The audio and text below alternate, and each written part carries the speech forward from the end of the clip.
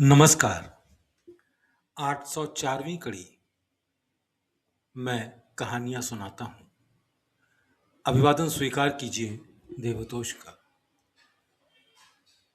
दोस्तों, आज बाबूजी साहब का जो मैं खत पढ़ने जा रहा हूं, उसको पढ़ने से पहले मुझे एक शेर याद आ रहा है, वो मैं आपके सामने सुनाना चाहता हूं।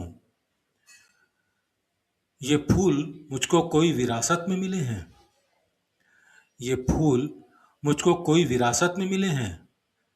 तुमने मेरा कांटों भरा बिस्तर नहीं देखा। इस खत को पढ़ने के बाद या सुनने के बाद आपको अंदाज होगा कि बाबूजी साहब ने क्या क्या नहीं फेस किया रामचंद्र मिशन स्टैब्लिश करने के लिए। तारीख 1 मई साल 1946। अजीजम दुआ।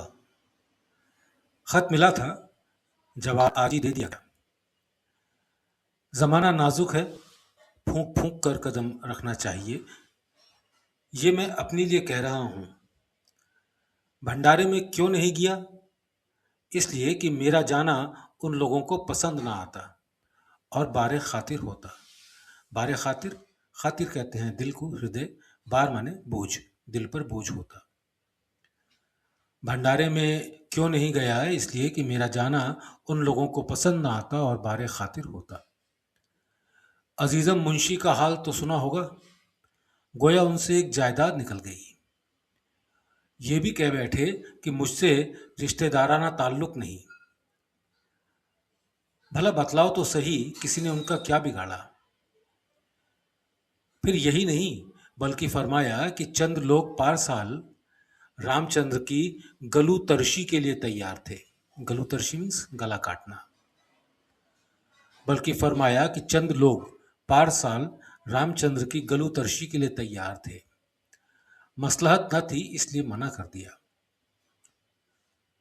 भला सोचो तो सही, क्या ये जगह मेरे जाने काबिल रही? ये जरूर है कि मुंशी में ये जो हरकत खून है, ये मेरे ही घराने का असर है। मेरे यहाँ करीब करीब सब जोरदार और इसी तबीयत के हैं।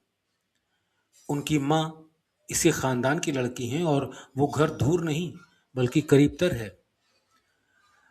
अगर मैं उनसे मुरस्सा हो जाऊं, जुड़ जाऊं। अगर मैं उनसे मुरस्सा हो जाऊं तो वही खानदानी जोश मुझ में भी उमड़ने लगे और ताकत नहीं कि उस जोश को रोक सके। जबानी दाखला है, ये बातें लालाजी साहब के पर्दा करने के बाद की हैं। समझते हैं कि उनका कोई कुछ नहीं कर सकता, मगर यहां तक उनकी अकल नहीं पहुंचती कि यही एक के लिए सब कुछ कह रहा है। क्या इस पर्दे में राज की अहमियत नहीं है? क्या ये पहलू अखलाकी हालत से गिरा हुआ नहीं है? क्या ये बात उन लोगों के पसंद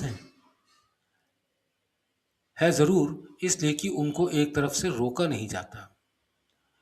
और भाई श्रीपद सहाय, शिकायतन तहरीर नहीं कर रहा हूं, लिख नहीं रहा हूं।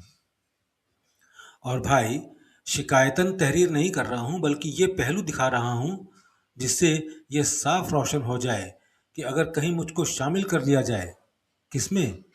उस पार्टी में जिसको आप बनाना चाहते हैं, तो क्या ये खतरे की जिम्मेदारी आप ले सकते हैं? क्या कोई अलार्म बेल आपके पास है जिससे खतरे की घंटी बज सके? क्या ये लोग आपके एसोसिएट्स में शामिल नहीं हैं? अब रहा दीगर लोगों की निस्बत, क्या वह क्या वह लोग ये पसंद करेंगे कि उनके लोगों से परहेज करके आपके ग्रुप में शामिल हों? हरगिज नहीं। सिचुएशन ये है, मुझे अपना काम करने दीजिए। मुझे ताल्लुक नहीं, ना उनके कामों का जिम्मेदार मैं हूं। वो जो चाहें वो करें, मतलब नहीं। न कोई मुझसे इस मद में वास्ता। और क्यों हो, जबकि हमारे गुरु महाराज ने नहीं रखा है। हो सकता है कि इसका आप यकीन न करें। क्या हर्ज? मतलब क्या, यकीन हो या ना हो, मेरे लिए अच्छा वही है जो हजरत किबला को पसंद है। जो कुछ समझा करें बला से। दुआ है कि आइंदा इस किस्म की तहरीर रवाना न फरमाएं जिसमें महात्मा जी महाराज के एसोसिएट्स साबिका का जिक्र हो। साबिका मीन्स पूर्व। इसलिए कि गरज छोड़ दी। पहले खत में जो पोस्ट कार्ड था आपने इजाज़त इस अम्र की मांगी थी कि एसोसिएट्स साबिका की फिर याद ताज़ा की जाए, इसलिए इतना लिखना पड़ा। आइंदा ये नौबत भी नहीं आएगी। हाँ, लिख चुका हूं कि आपसे गरज है।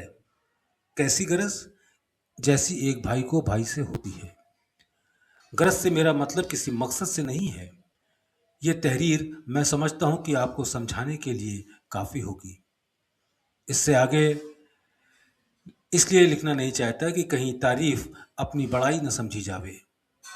ज़्यादा दुआ, न्याज़मंद रामचंद्र।